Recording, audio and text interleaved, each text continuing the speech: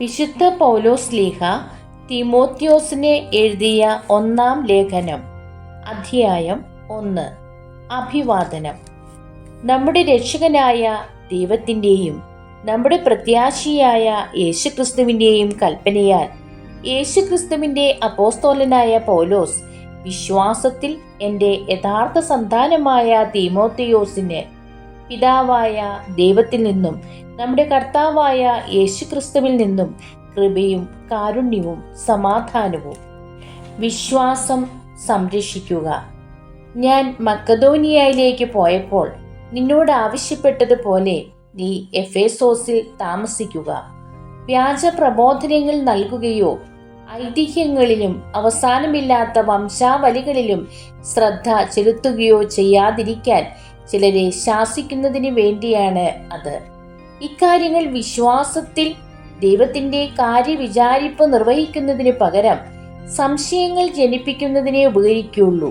അവരെ കുറ്റപ്പെടുത്തുന്നതിൻ്റെ ലക്ഷ്യം പരിശുദ്ധമായ ഹൃദയത്തിലും നല്ല മനസാക്ഷിയിലും നിഷ്കപടമായ വിശ്വാസത്തിലും നിന്ന് രൂപം കൊള്ളുന്ന സ്നേഹമാണ്. ചില ആളുകൾ ഇവയിൽ നിന്ന് വ്യതിചലിച്ച് അർത്ഥശൂന്യമായ ചർച്ചകളിലേക്ക് തിരിഞ്ഞിട്ടുണ്ട്. നിയമപ്രബോധരാകണമെന്നാണ് അവരുടെ മോഹം. എന്നാൽ അവർ എന്താണ് പറയുന്നതെന്നോ ഏതു തത്വങ്ങളാണ് സ്ഥാപിക്കുന്നതെന്നോ അവർക്ക് തന്നെ അറിവില്ല. ഉചിതമായി കൈകാര്യം ചെയ്യുന്നെങ്കിൽ നിയമം നല്ലതാണെന്ന് നമുക്കറിയാം.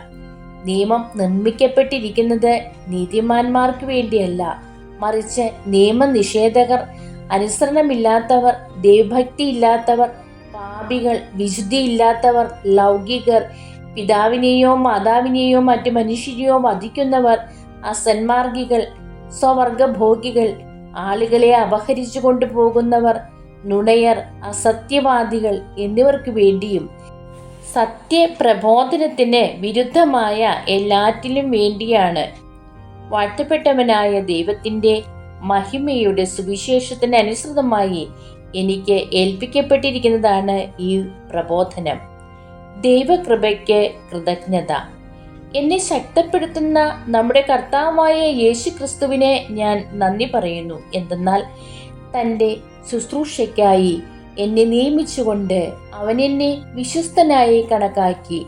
മുമ്പ് ഞാൻ അവനെ നിന്ദിക്കുകയും പീഡിപ്പിക്കുകയും അധിക്ഷേപിക്കുകയും ചെയ്തുവെങ്കിലും എനിക്ക് കരുണ ലഭിച്ചു. കാരണം അറിവില്ലാതെ അവിശ്വാസിയായിട്ടാണ് ഞാൻ പ്രവർത്തിച്ചത്. കർത്താവിൻ്റെ കൃപ യേശുക്രിസ്തുവിലുള്ള വിശ്വാസത്തോടും സ്നേഹത്തോടുമൊപ്പം എന്നിലേക്ക് കവിഞ്ഞൊഴുകി. യേശുക്രിസ്തു ലോകത്തിലേക്ക് വന്നത് പാപികളെ രക്ഷിക്കാനാണ് എന്ന പ്രസ്താവം വിശ്വസനീയവും തികച്ചും സ്വീകാര്യവുമാണ്. പാപികളിൽ ഒന്നാമനാണ് ഞാൻ, എങ്കിലും എനിക്ക് കാരുണ്യം ലഭിച്ചു. അത് നിത്യജീവൻ ലഭിക്കാൻ യേശുക്രിസ്തുവിൽ വിശ്വസിക്കാനിരിക്കുന്നവർക്ക് ഒരു മാതൃകയാകത്തക്ക വിധം പാപികളിൽ ഒന്നാമനായ എന്നിൽ അവൻ്റെ പൂർണ്ണമായ ക്ഷമ പ്രകടമാക്കുന്നതിനു വേണ്ടിയാണ്. യുഗങ്ങളുടെ രാജാവും അനശ്വരനും അദൃശ്യനുമായ ഏകദൈവത്തിന് എന്നെന്നും ബഹുമാനവും മഹത്വവും ഉണ്ടായിരിക്കട്ടെ. ആമേൻ.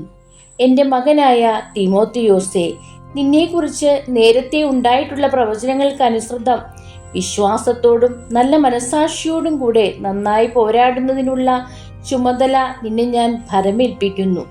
ചില ആളുകൾ മനസാക്ഷിയെ തിരസ്കരിച്ചുകൊണ്ട് വിശ്വാസം തീർത്തും നശിപ്പിച്ചു കളയുന്നു. ഹ്യൂമനിയോസും അലക്സാണ്ടറും അക്കൂട്ടത്തിൽ പെടുന്നു. അവർ ദൈവദൂഷണത്തിൽ നിന്ന് പിന്മാറേണ്ടതിന് ഞാൻ അവരെ സാത്താന് വിട്ടുകൊടുത്തിരിക്കുകയാണ്. ദൈവമേ, സ്തുതി അങ്ങേക്ക് യോഗ്യമാകുന്നു.